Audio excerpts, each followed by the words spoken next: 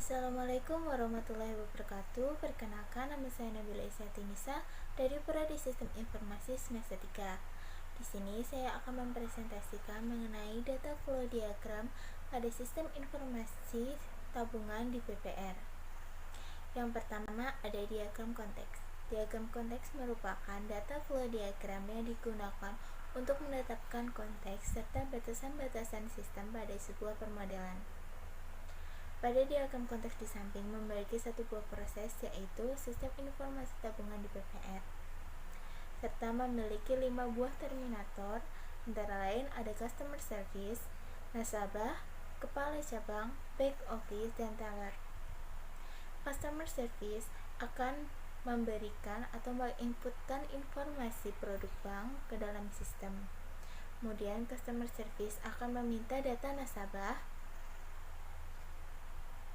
yang akan membuka rekening baru yang kemudian akan diinputkan kembali ke dalam sistem tersebut. Pada nasabah akan meminta informasi produk,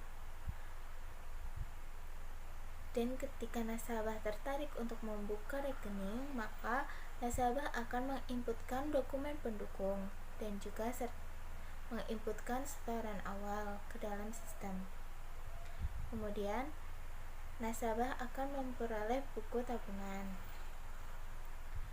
Kepala cabang akan meminta laporan pada sistem yang kemudian akan menerima kebijakan baru setelah mengevaluasi dan juga menganalisa berdasarkan data transaksi yang ada. Kemudian pada back office akan meminta data transaksi, kemudian akan diinputkan kembali ke dalam sistem informasi tersebut. Pada teller akan meminta setoran awal kepada sistem, yang kemudian teller akan mencetak buku tabungan. Yang kedua ada diagram level 0 atau diagram 0. Pada diagram ini, jumlah terminator dan data flow tetap, sedangkan pada proses dan data storage dapat bertambah sesuai dengan kebutuhan.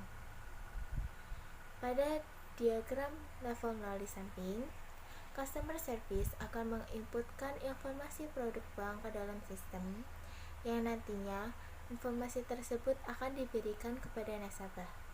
Apabila nasabah tertarik untuk membuka rekening baru, maka nasabah akan memberikan dokumen pendukung yang nantinya akan diberikan kepada customer service dan akan berubah menjadi data nasabah yang akan diproses kembali. Kemudian data nasabah tersebut akan disimpan dalam laporan nasabah baru. Nasabah akan memberikan setoran awal yang akan diproses kepada teller, yang nantinya teller tersebut akan mencetak buku tabungan, yang nantinya buku tabungan tersebut akan diberikan kepada nasabah. Kemudian dari proses transaksi persetoran awal, maka akan memperoleh data transaksi yang nantinya akan diberikan kepada back office. Back office nanti akan melakukan proses verifikasi dan pempostingan data transaksi, yang nantinya dari hasil proses tersebut, data nasabah dan data transaksi akan disimpan pada laporan harian, sedangkan data transaksinya saja akan disimpan pada laporan per jenis transaksi. Dari proses verifikasi dan memposting data transaksi juga akan menghasilkan laporan, yang nantinya laporan tersebut akan diberikan kepada kepala cabang. Kemudian kepala cabang akan mendapatkan kebijakan baru setelah melakukan proses analisa transaksi. Terakhir ada diagram detail, yaitu diagram yang menjelaskan secara lebih rinci per proses dari diagram level 0 sebelumnya. Di sini ada diagram detail proses 1, yaitu pada proses pembuatan rekening baru. Yang pertama, customer service akan menginputkan informasi produk bank ke dalam proses pelayanan nasabah yang nantinya informasi produk tersebut akan diterima oleh nasabah.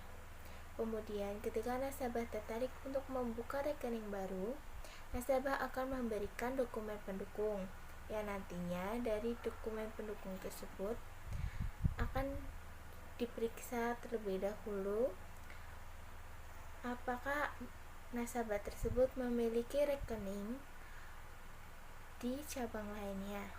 Apabila tidak ada, maka akan dilanjutkan ke proses berikutnya, yaitu penginputan data nasabah, yang nantinya dari data nasabah tersebut akan disimpan pada data storage laporan nasabah baru. Kemudian pada diagram detail proses kedua, nasabah akan memberikan setoran awal. Kemudian setoran awal tersebut akan diperiksa oleh teller yang nantinya akan menginputkan data setoran awal yang akan dirubah menjadi data transaksi, kemudian akan divalidasikan terlebih dahulu. Kemudian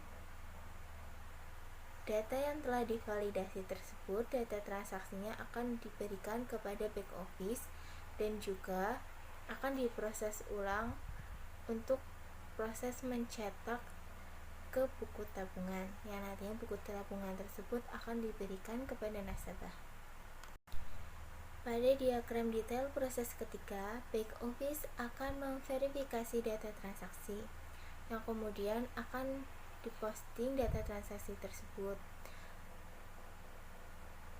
Kemudian dari proses tersebut akan menghasilkan data, yang mana data nasabah dan data transaksi akan disimpan pada data storage laporan harian, sedangkan data transaksinya saja akan disimpan pada data storage laporan jenis transaksi. Dari proses memposting data transaksi juga akan dihasilkan laporan yang nantinya akan diberikan kepada kepala cabang. Pada diagram detail proses keempat, kepala cabang akan menentukan jenis-jenis transaksi berdasarkan data transaksi pada laporan. Kemudian, dari proses sebelumnya, kepala cabang akan memprediksi jumlah dana transaksi yang perlu dipersiapkan untuk transaksi keesokan harinya. Dari proses ini akan dihasilkan dan ditemukan tren transaksi dan juga prediksi jumlah dana yang dibutuhkan, yang nantinya akan diproses untuk menentukan kebijakan. Kemudian dari proses ini, kepala cabang akan mendapatkan kebijakan baru. Sekian presentasi saya mengenai data flow diagram pada sistem informasi tabungan di BPR. Mohon maaf apabila ada kesalahan. Assalamualaikum warahmatullahi wabarakatuh.